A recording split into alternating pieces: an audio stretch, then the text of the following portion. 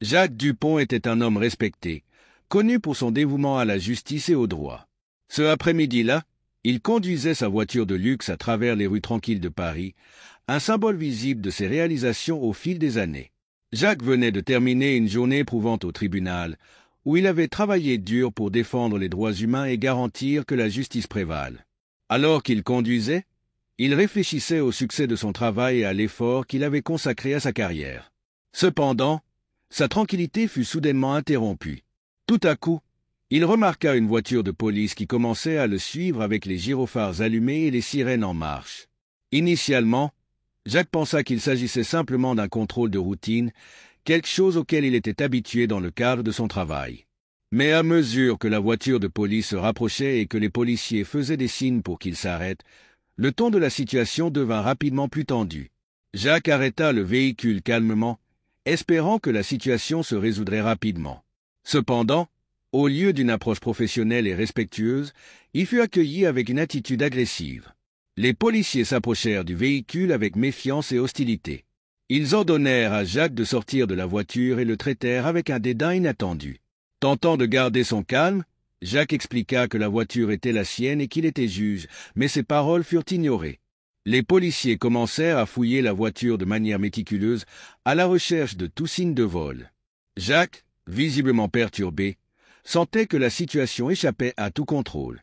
L'idée d'être traité comme un criminel, alors qu'il savait que la voiture était un symbole légitime de ses réalisations, lui semblait absurde et profondément injuste.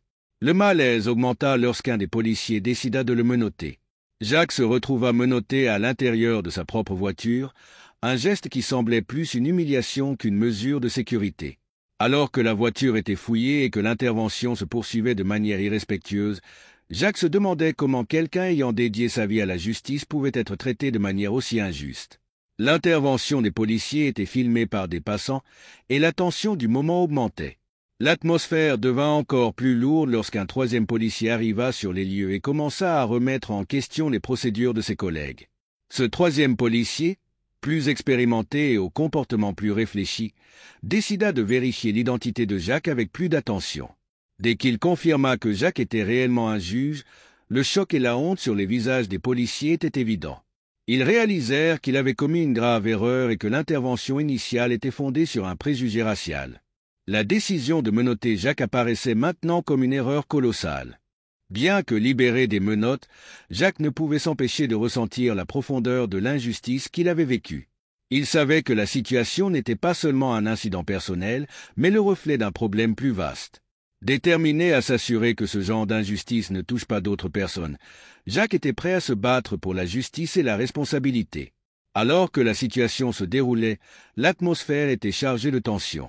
Jacques Dupont, menotté dans sa propre voiture de luxe, observait chaque mouvement des policiers avec un sentiment croissant de désespoir. L'intervention, qui semblait initialement être une simple vérification de routine, s'était transformée en un affrontement épuisant et humiliant.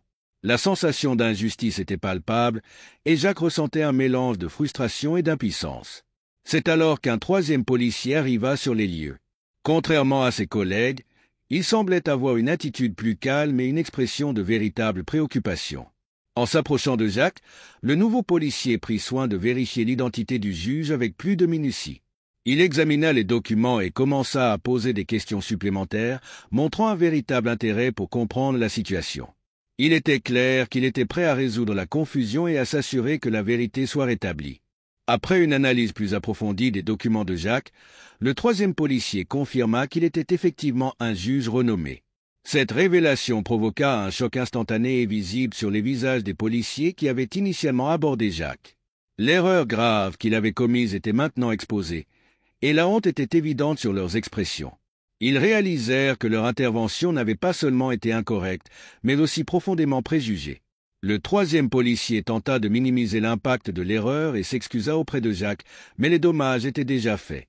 La situation avait profondément perturbé Jacques, et l'expérience d'être traité avec mépris et méfiance, malgré sa position et son statut, avait laissé une marque profonde sur sa psyché. Il savait que la révélation de son identité ne supprimait ni l'humiliation ni le traumatisme qu'il avait enduré.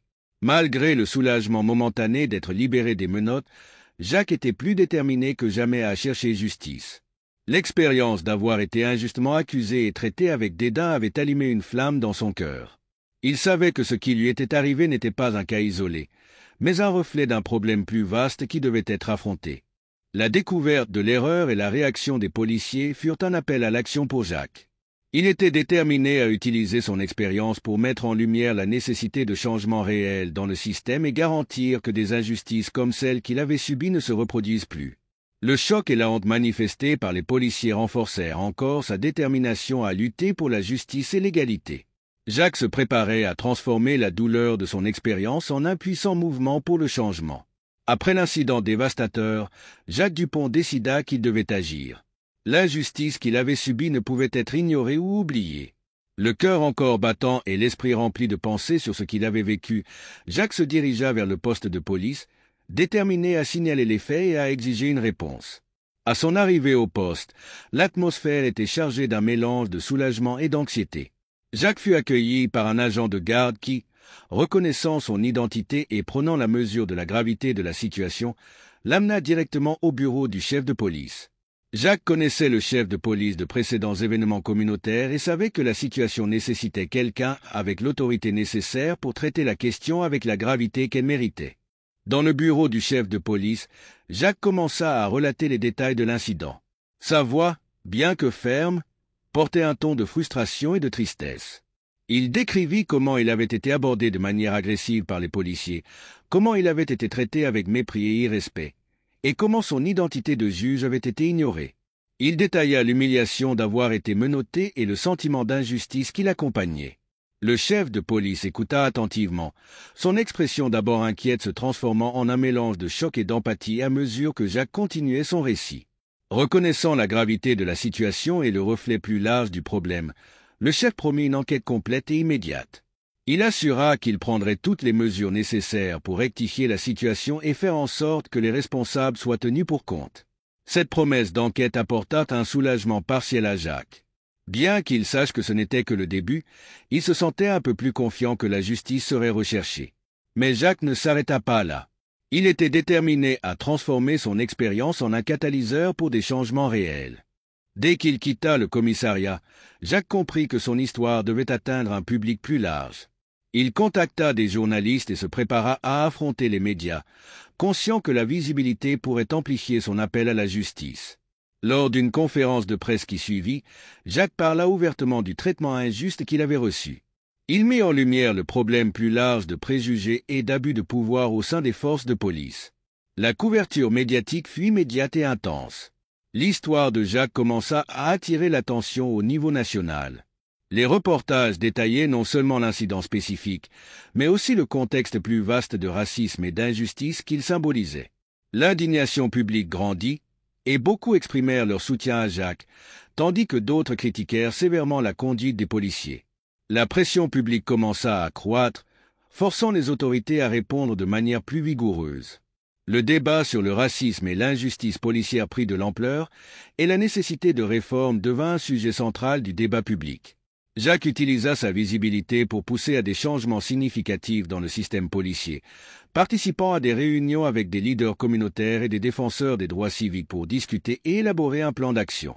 L'histoire de Jacques non seulement a mis en lumière le problème de l'injustice policière, mais a également inspiré un mouvement plus large pour des réformes. Il continua à travailler sans relâche pour s'assurer que son combat ne soit pas vain et que les réformes nécessaires soient mises en œuvre pour prévenir de futurs abus. Sa détermination et son courage à affronter l'injustice ont transformé son expérience personnelle en un puissant moteur de changement social, et le débat sur la réforme policière et l'égalité continua de prendre de l'ampleur, avec Jacques à l'avant-garde de ce mouvement essentiel.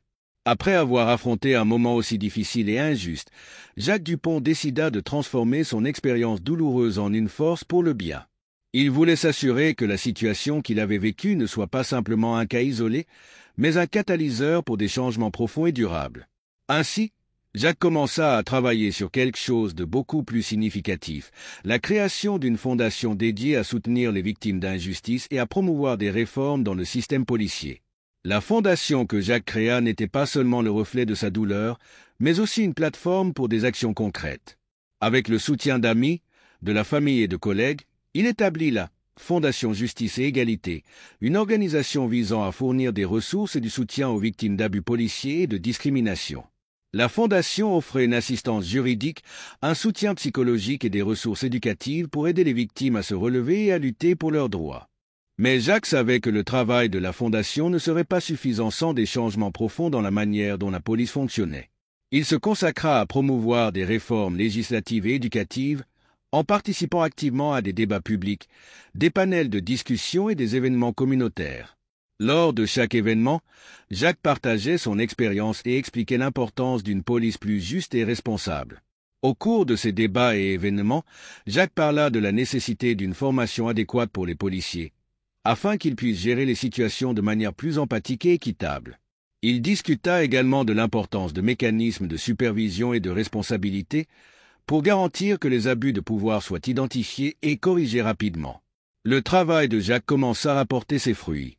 Sa fondation non seulement augmenta la sensibilisation à l'injustice et aux préjugés, mais influença également directement la création de nouvelles politiques et réformes. Les discussions et débats qu'il contribua à promouvoir aboutirent à une série de changements législatifs importants. De nouveaux protocoles furent établis pour l'interaction avec les citoyens par la police, et un accent accru fut mis sur la formation en droits humains et diversité pour les policiers.